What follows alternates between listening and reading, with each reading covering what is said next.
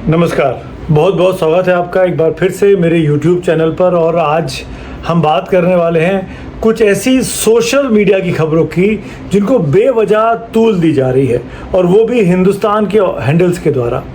मैं इसलिए ये कह रहा हूँ कि क्योंकि जिस तरीके से इन खबरों को तूल दिया गया ऑपरेशन सिंदूर के दौरान, उससे भारत की विदेश नीति, भारत की कूटनीति, भारत की सामरिक नीति पर कई गंभीर सवाल आने वाले दिनों में खड़े हो सकते हैं। मैं सुमित अवस्थी हूँ। इस वक्त आप मेरे YouTube चैनल पर जुड़े हुए हैं और हम बात कर रहे हैं ऑपरेशन सिंदूर और उसके बाद के फॉलआउट्स पे। आप सब ने इस बात की खबर देखी होगी, खासकर सोशल मीडिया पर जोर शोर से। इनफैक्ट जो ऑफिसर्स हमारे ब्रीफिंग कर रहे थे DGMO के, उनसे भी ये सवाल पूछा गया। खबर थी कि क्या पाकिस्तान में परमाणु बम के ठिकानों पर भारत ने हमला कर दिया था? क्या वहाँ पर कोई परमाणु गैस का रिसाव हो गया था? क्या इसीलिए अमेरिका बीच में पड़ा? क्या इसीलिए पाकिस्तान अमेरिका के पास गया और कहा कि भारत से कहा कि युद्ध रोको?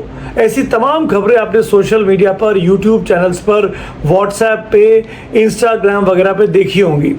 लेकिन हर बार हर वक्त पे इन खबरों को डिनाई किया गया। पर जो लोग खबर को फैलाने वाले हैं, उनका एजेंडा दरअसल कुछ और ही है।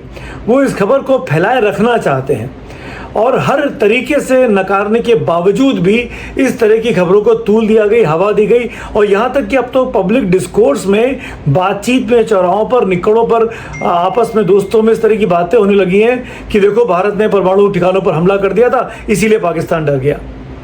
इसमें दो नुकसान हो रहे हैं। पहला नुकसान तो मैं बता देता हूं कि एक तो गलत खबर को प्रोपोगेट किया जा रहा है। गलत खबर मैं क्यों कह रहा हूं, उसकी कुछ वजह हैं। भारतीय रक्षा विभाग के, भारतीय डिफेंस मिनिस्ट्री के जो अधिकारी ब्रीफिंग कर रहे थे, उनसे जब पूछा गया, आई थिंक मई 10 को सीज फायर होने के अगले दिन, तब उन्होंने बड़े कैटेगोरिकली कहा, एयर मार्शल भारती ने, कि अच्छा किनारा की जो पहाड़ियाँ हैं जो कि पाकिस्तान में हैं, अच्छा वहाँ पे न्यूक्लियर इंस्टॉलेशन से क्या, हमको पता नहीं था। पर मैं इस बात की गारंटी देता हूं कि भारत ने कोई भी ऐसी हरकत नहीं की जिससे परमाणु रिएक्टर पर हमला हुआ हो या परमाणु गैस का रिसाव हुआ हो। ये भारत के इतने बड़े अधिकारी ने औपचारिक मंच से 3-4 दिन पहले बोल दिया था। इसके बावजूद भी खबरें चलती रहीं, उसके पहले से चल रही थी, तभी उनसे सवाल पूछा गया। पाकिस्तान ने भी इस बात को लेकर अभी तक तस्दीक नहीं की है। सोचिए कि अगर भारत के हमलों में वहाँ के परमाणु रिएक्टर्स पे हमला हो जाए, बम गिर जाए, तो क्या पाकिस्तान रिएक्ट नहीं करेगा?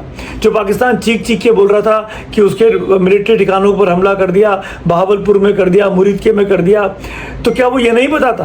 वो जाहिर तौर पर बताता। वो भारत को दुनिया के सामने झूठा साबित करने की कोशिश करता कि भारत जो कह रहा है कि उसका जो रिस्पॉन्स है पहलगाम हमले के बाद में, वो बहुत ही रिस्पॉन्सिव है, वो बहुत ही कैलकुलेटिव है। वो केवल उन्हीं ठिकानों को निशाना बना रहा है जहाँ पर आतंकवादी रहते हैं। तो ये इस थ्योरी को पाकिस्तान खूब उछालता, लेकिन अपने यहाँ के सोशल मीडिया के हैंडल्स जो हैं उस खबर को मानने को तैयारी नहीं थे। बार बार कहा जा रहा है।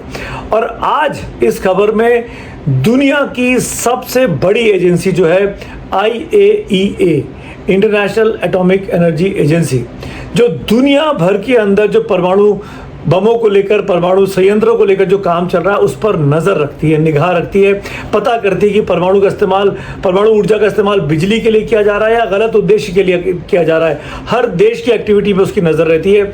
उस IAEA ने औपचारिक तौर पर बयान जारी किया। कुछ भारतीय मीडिया के लोगों ने, पब्लिकेशंस ने उनसे संपर्क किया था और उनको जवाब में कहा कि हमने ऐसी कोई भी गतिविधि, ऐसा कोई भी परमाणु गैस का रिसाव या रेडिएशन का रिसाव पाकिस्तान में नहीं देखा है, चाहे वो किनारा की पहाड़ियाँ हो, चाहे कहीं और हो। IAEA दुनिया की जानी मानी संस्था है, वो न्यूट्रल है, उसको तो भरोसा कर लो।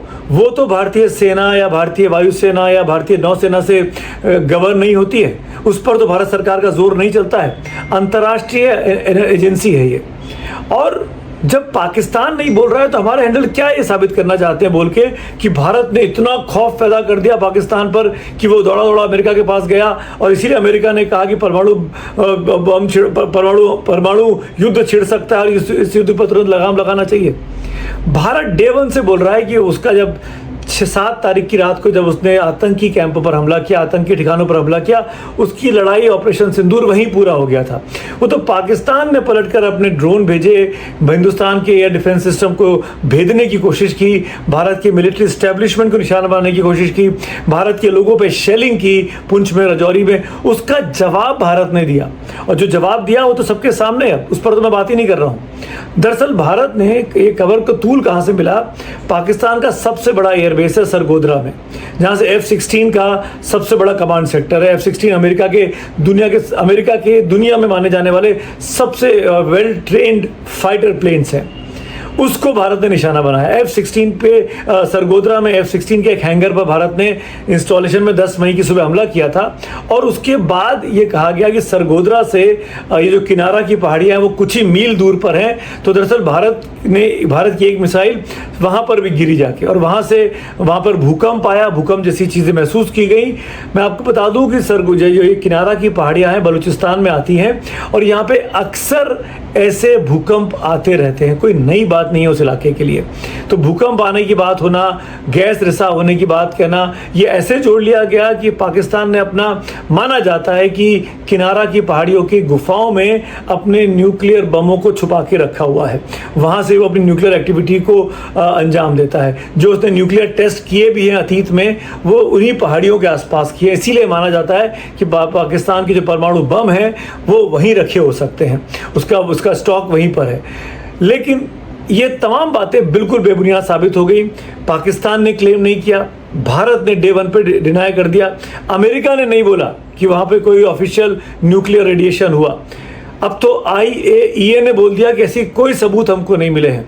हाथ जोड़ के गुजारिश है ट्रोल्स कि आप समझिए कि आप कितनी गंदी और बेहुदा बातें करके भारत की विदेश नीति के लिए, कूटनीति के लिए खराब स्थिति पैदा कर रहे हैं। कल जैसे भारत के मीडिया की वजह से दुनिया भर में नाक कटी कि आपने कराची पे कब्जा कर लिया, आपने इस्लामाबाद पे आपका बम गिर गया, आप शहबाज शरीफ के घर तक आप पहुंच गए, ये तमाम बातों से को तूल देकर आप अपनी वाहवाही जो कर रहे हो कुछ देर के लिए, इसके रेमिफिकेशंस, इसके इम्प्लीकेशंस लॉन्ग रन में बहुत उल्टे हैं। क्योंकि भारत शुरू से बोलता आ रहा है कि वो परमाणु अस्त्रों का इस्तेमाल तभी करेगा जब उसके खिलाफ कोई करेगा, यानी भारत जवाबी कार्रवाई में करेगा। भारत कभी एग्रेसिव नहीं बनेगा, भारत कभी पलटकर ओवर्ट ऑपरेशन नहीं करेगा, वो कोवर्ट तरीकों से चीज़ों से निपटता आया है, वो कभी खुलकर एग्रेशन नहीं करेगा। भारत और पाकिस्तान के बीच एक परमाणु बमों को लेकर, परमाणु संयंत्रों को लेकर एक संधि है जो 1988 से चली आ रही है। हर साल 1 जनवरी को भारत और पाकिस्तान आपस में एक लिस्ट को एक्सचेंज करते हैं, जिसमें एक दूसरे को बताया जाता है कि उनके पास कितने परमाणु हथियार हैं, परमाणु बम हैं, और वो कहाँ रखे गए हैं। ये एक दूसरे का भरोसा जीतने के लिए है, एक दूसरे पर विश्वास करने के लिए कि हम एक दूसरे के खिलाफ परमाणु बमों का इस्तेमाल नहीं करेंगे। क्योंकि परमाणु बम का इस्तेमाल होना मतलब पूरे इस इलाके का, इस पूरे सब कॉन्टिनेंट का नुकसान होना है। आम पब्लिक मारी जाएगी, आम लोग मारे जाएंगे, और सालों तक कई पीढ़ियाँ उससे ग्रसित रहेंगी, उससे शापित रहेंगी, जैसा कि हमने जापान में हिरोशिमा और नागासाकी में देखा था। तो भारत की ये जो जवाबी कार्रवाई थी पहलगाम हमले के बदल के, वो एक जिम्मेदाराना पूर्ण थी।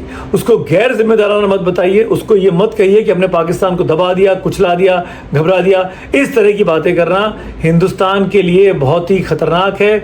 लॉन्ग रन में, लंबी रेस में दुनिया के बड़े बड़े मुल्क भारत पर भरोसा करना छोड़ देंगे, जैसा कि आज वो पाकिस्तान के साथ कर रहे हैं। तो सोशल मीडिया वॉरियर्स, आप सोशल काम करिए, अनसोशल काम बिल्कुल नहीं करिए। आपने अतीत में मिसेस नरवाल के साथ जो किया हमने देखा, आपने विक्रम मिश्री के साथ जो किया वो हमने देखा। कृपया इस तरह की बातें फैलाकर सोशल मीडिया प्लेटफॉर्म के जरिए आप हिंदुस्तान का नाम खराब ना करें, हिंदुस्तान की आन बान शान बनाए रखें। हमारे ऑपरेशन सिंदूर की जो चमक है, जो हमारे पराक्रम शौर्य की जो शानदार दास्तान हमारी सेना ने लिखी है, उसको फीका ना करें।